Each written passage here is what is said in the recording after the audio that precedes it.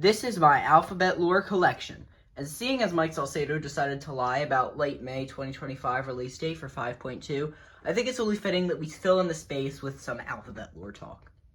And so I think I'll go through it all today, starting with the Legos. So you're probably wondering by now, why specifically A, C, and F? Was I trying to spell ace to get some hardware stuff and just forgot that I was supposed to do an E instead of an F? Well, no.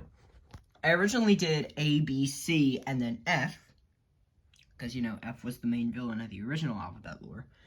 And so I thought if I just did A, B, C, and F, because I do have very limited Legos just lying around.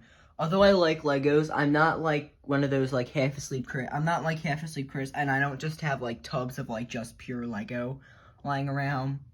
So usually all the spare Legos that I have are from old Lego sets that either previously broke or stuff like that, so I have very little. So it was hard to use what I had to just make these alone. And when I made B, he took a little bit of a tumble and I couldn't figure out how to put him back together, and well, so now it's just A, C, and F.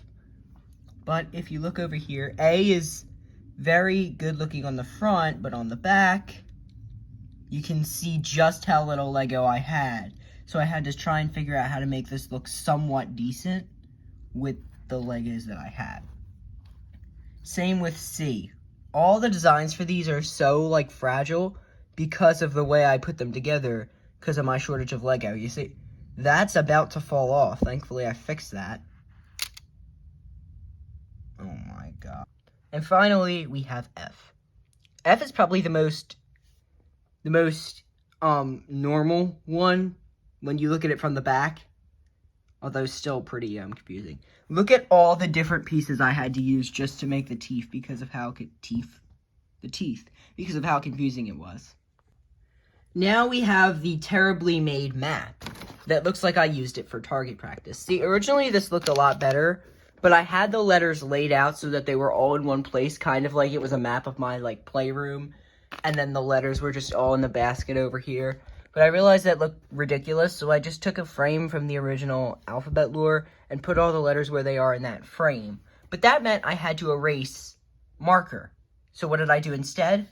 Messily used my Peach Posca to paint all over it, which led to this hideous thing.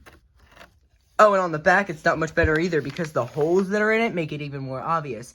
That was because I was trying to paint over and ended up poking like so many holes through this thing that I didn't bother cleaning up. The back is messy too because this was right after I finished Alphabet Lore with hand-drawn cells. I had no marker, and so I was trying to manually mix red. I don't even know. I'm thinking maybe now that I have new Poscas, I could remake this and like fix it up so it looks better than whatever this is. So next up we have LMNOP, continuing with the paper trend, as well as Ultraform N, as I like to call them. I don't really remember fully why I made them, but all I know is that I made them and they're here, so it's pretty cool, I guess. Yeah. I guess to continue with the paper trend, here's my Extendable 4 and Baby G. They're both technically from Number Lore, but, Now, I've showed off Paper 4 in the previous videos, but all she really does is just kind of extend like that. You can bend her in, like, different ways, because I use one of these bendy pipes for her body, and then I use the regular... I just put her head on a piece of paper, and then I just tuck the two together. Very sloppily, by the way, and made Paper 4. Next, we have the gems, which I also showed off in a previous video. I kind of just found rocks on the beach and then took them back to the condo and painted them to look like the gems. So we got the period, the comma, the semicolon, the colon, the exclamation mark, the question mark, and the asterisk. Next up, we have a Happy Meal Disney toy box. But inside of these boxes, we have all these mini clay versions of the letters, and I guess 1 for some reason. None of the other numbers, just 1. Not quite sure why. Probably ran out of clay or something. Then I made the gun, which is really just a Lego stud shooter that I painted very, very, very badly. I don't even think it has a stud anymore. Also, you can really tell how I just progressively got less and less interested in doing it. Look at how big A is compared to Z. And then I think I made one a while later because he's just about as big as A. So I'm pretty sure after I finished with Z, I stopped, and then a while later I just made 1. And then I guess never finished with the numbers. I'm not even sure how that went down. And then we got these small paper versions that at least this time stay size consistent throughout. Then I made all of these that each have an interactive feature, such as A, who can be bent into whatever pose you want. Then we got B, who I guess kind of flaps. Safe to say it looks a little bit cursed. Then we got D, who kind of just like spins, not really much else. He just kind of like just spins. That's about all he really does. Next up we got E, who that's really all he does. Next up we got F, who really does nothing but just turns his head, kind of. I was gonna make him chomp, but I didn't feel like trying to figure that out with just simply the paper fasteners. Next up, we got my bro G, who's he just moves like that, I guess. Not really much else to say here. Next up, we got H, who just turns, like the things turn. I guess. Next up, we got I, who can shoot the dot. Just kind of, you can just kind of flip it up out here to make it look like he's shooting it. I'm not really sure for this one. I wasn't really sure for that one, so I kind of just did. Same with J, so I also did the same thing here too. The dot just kind of pops up. And then we got K. Where is K? Oh, here's K. K just flaps wings. This was probably one of the easier ones to figure out what to do, because all I really needed to do was just make the wings flap. Now L doesn't really kind of do that much except start twerking for some reason. And then just like A, M just kind of turns his legs like this. And then N, I guess, can just kind of wave.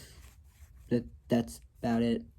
Very similar to D, O can spin, although he can do that very, very, very unevenly. And then flop over. Similar to L, P can twerk, apparently.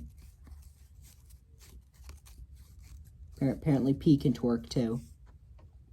I guess you can kind of use this to make Q look like he's like sliding. I don't know really what you call that. Squirming, sliding. I don't know. Then we have this missing mouth. Not quite sure who it belongs to. Then we got R, who actually looks really good and can just kind of like, I guess, walk. So that's R. S can, I guess, like, I don't even know if you would call this twerking at this point. Not really. Now T can, whatever you call this, U does something to this effect. Now finally we have something that has actually been used in number lore, at least, and that's V, like using like the lines, I guess, as wings and like flapping them. The one is way less, like, has way less room than the other one to move, but this one can move pretty fluently. Then we have W, who can do a similar thing, although this time it wasn't actually canon. And then X can be attached to Y. X can, I wasn't honestly really sure what to do for X, so I just kind of pulled whatever this move is. Then for Y, same here, I didn't really know what to do, so I just kind of pulled this move. And Y can just kind of do that. And then the big boy, Z. Z is very, very rolled up.